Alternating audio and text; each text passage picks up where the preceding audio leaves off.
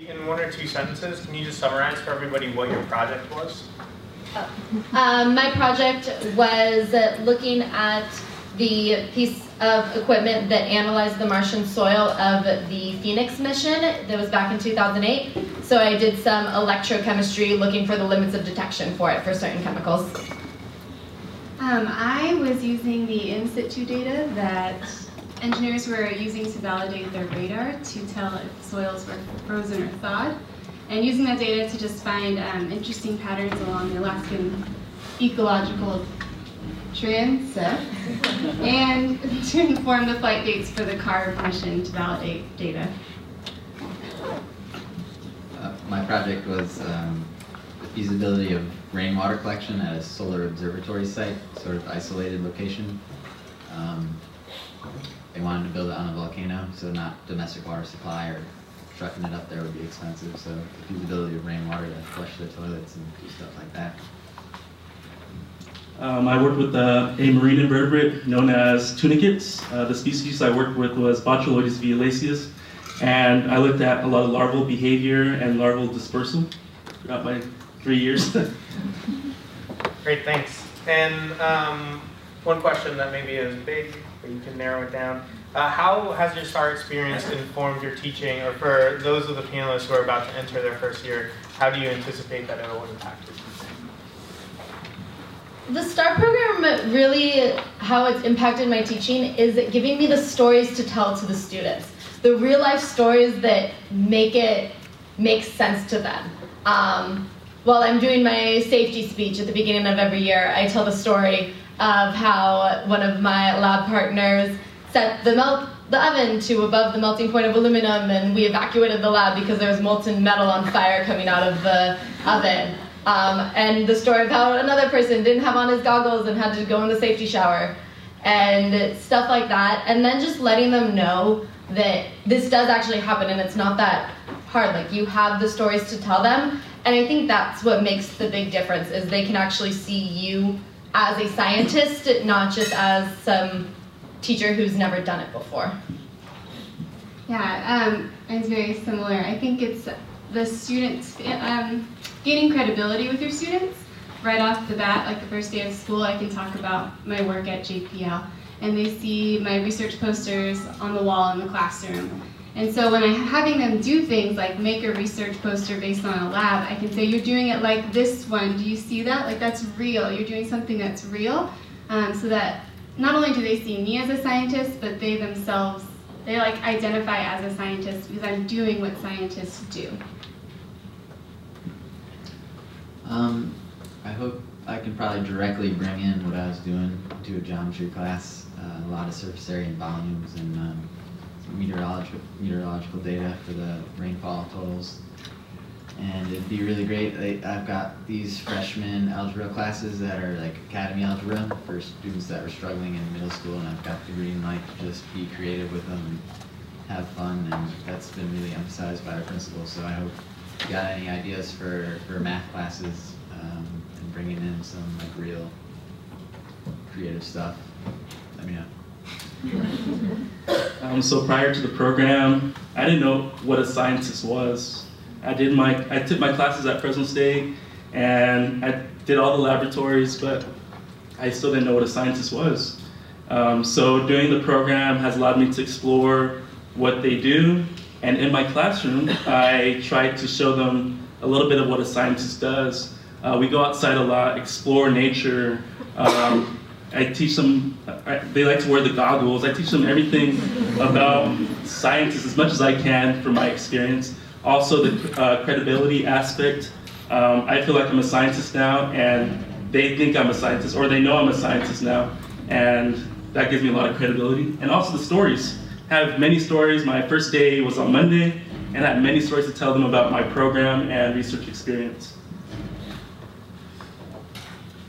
So this is a very sensitive mic. So for questions, maybe what we'll do, Zoe is floating around in the back. She has a mic. She might cover that half of the room, and I'll cover this half.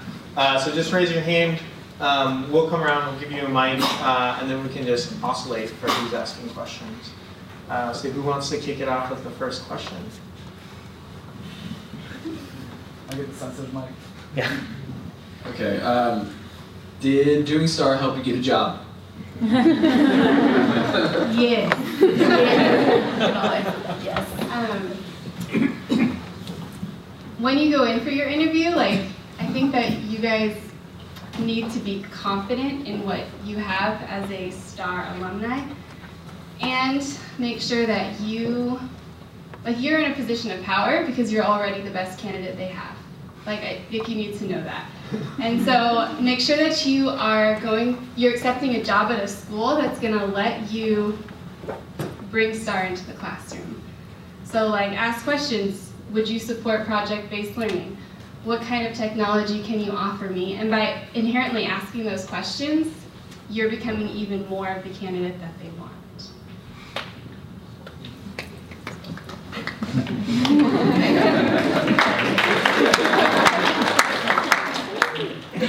Yeah, at the very end of the interview I had recently, they asked if I had anything I wanted to add about my background. And I specifically mentioned STAR and the work I did with them, the work I did with AmeriCorps. And the very next day, the principal called me and he's like, as soon as you mentioned that STEM stuff, I knew I had to have you, and I had to fight with other principals to get you. Just from my experience, I feel that this program, mentioning it in my interview, did separate me from the other candidates, and I'm sure they feel the same way, so that's just my input.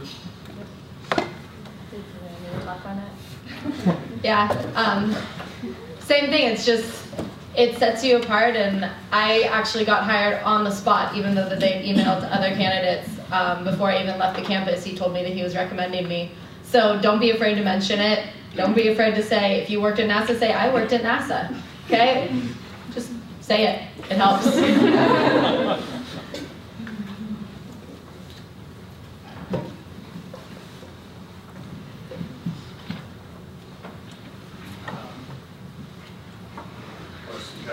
So,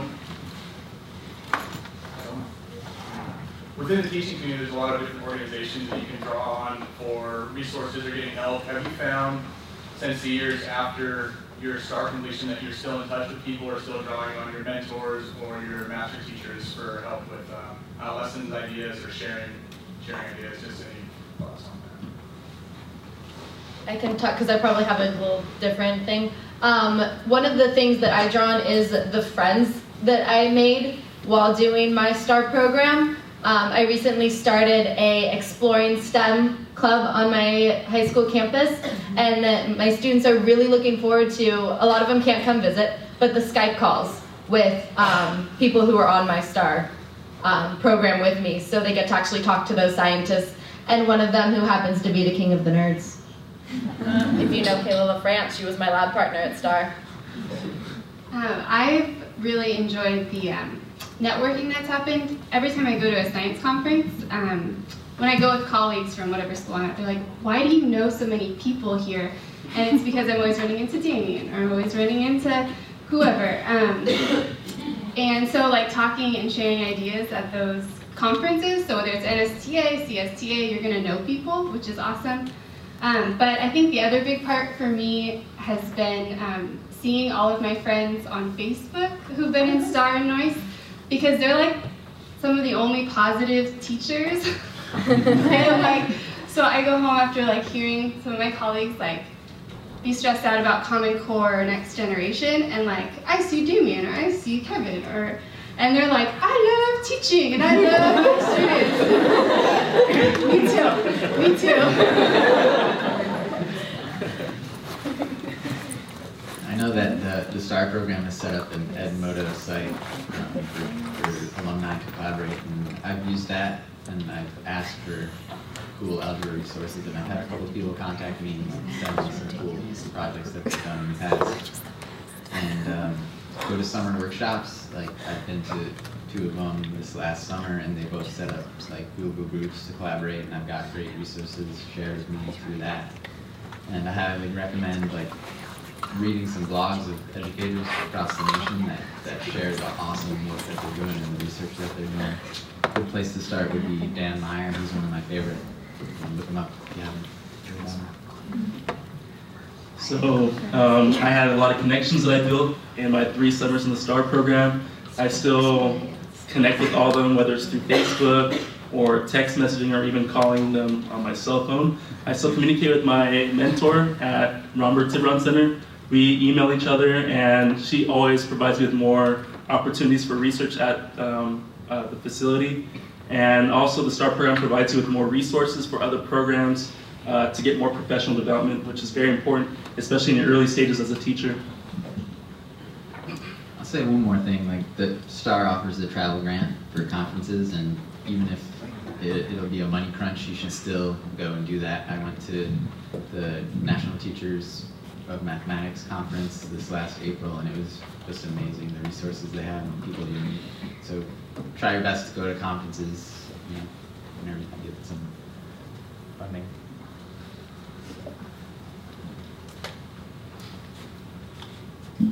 You all have been awesome. If there's one thing that we could do for each of you to make you love your teaching even more, or just for you as a professional, what would it be? Yeah, sorry. I'm sorry.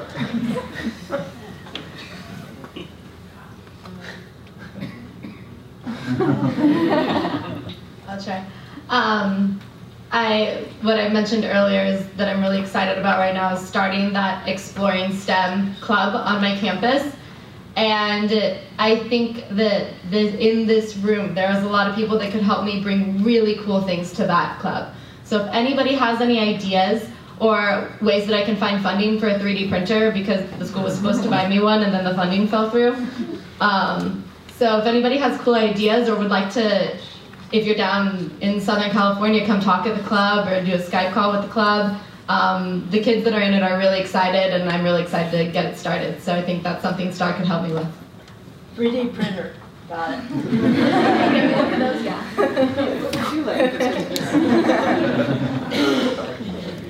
I'm always looking for,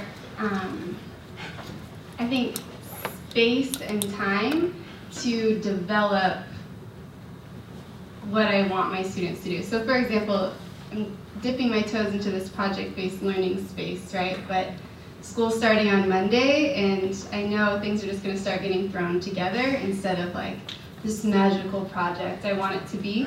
So even just like, come here, work on what you need to do, like a weekend kind of space, like almost like a retreat just to plan would be so valued. I love it. A STAR That's a good retreat. idea.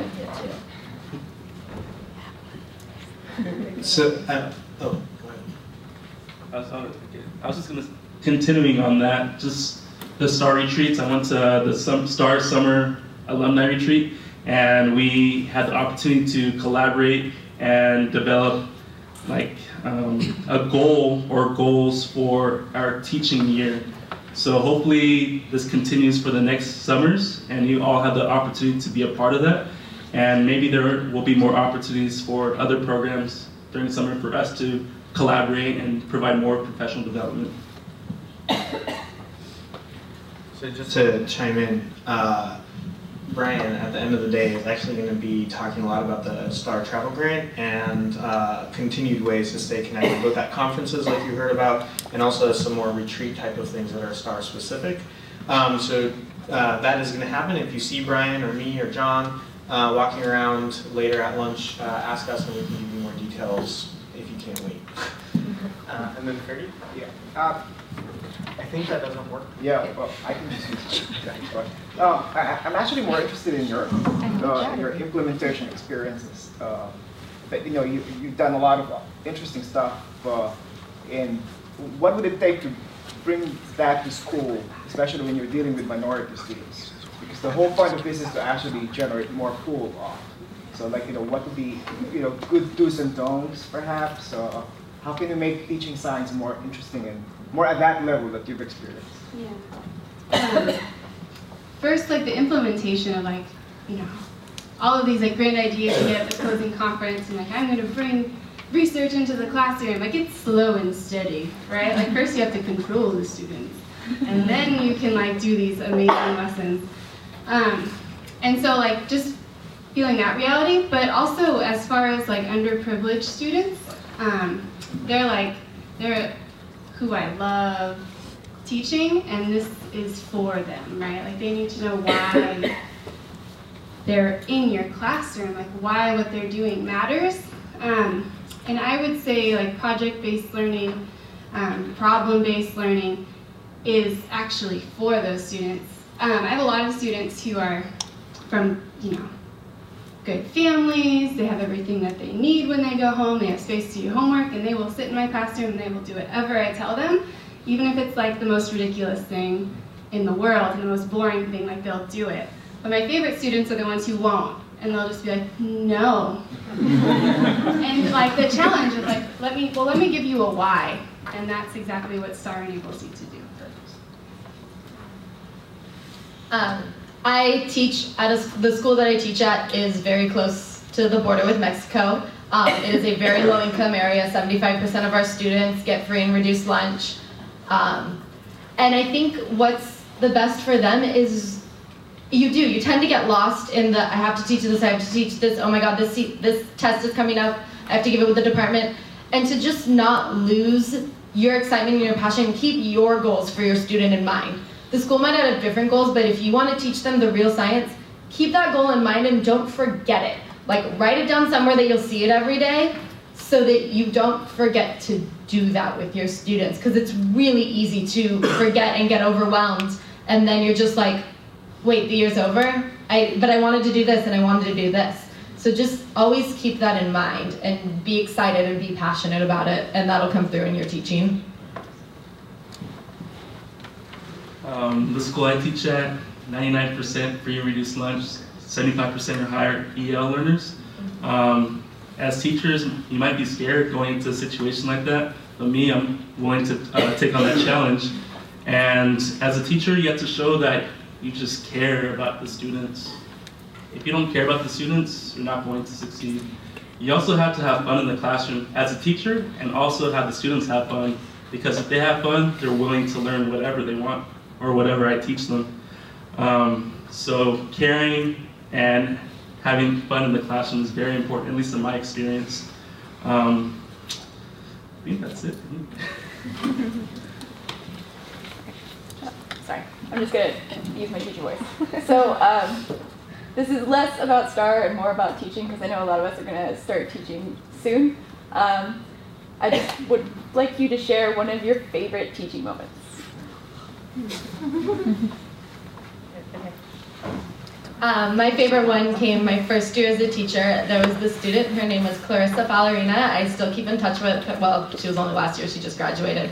But she wanted to be a math teacher and a mariachi teacher, because that was what she was into.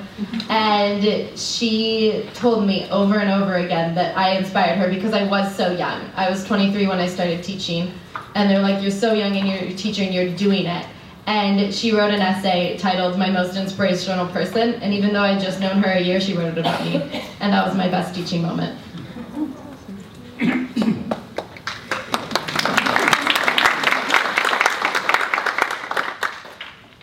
I think what's always ironic is I feel like I'm not that caring of a teacher in general, because I'm like pretty like, stop talking. But my best moments are always like the moments that I connected with students, and the one that always comes to mind is one of my students, when I was teaching 10th grade biology, I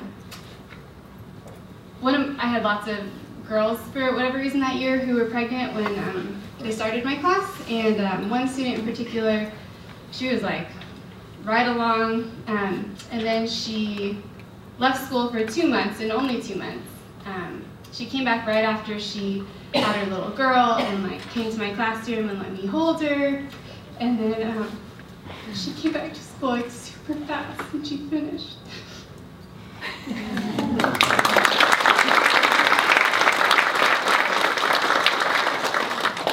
So last year I had the 7th grader that came from Mexico, and she didn't know any English at the beginning of the year. So I actually had a class where there's about 10 students that didn't know any English, but this student in particular, she made a lot of growth throughout the year, and from the beginning to the end, at the end she started to participate in presentations, presenting in English. Everything was in English, writing, speaking, and she wrote me a letter at the end of the year just describing how I have influenced her and helped her in the development of her English language in the whole entire year. And that was just a great moment as a teacher to see that influence in my teaching.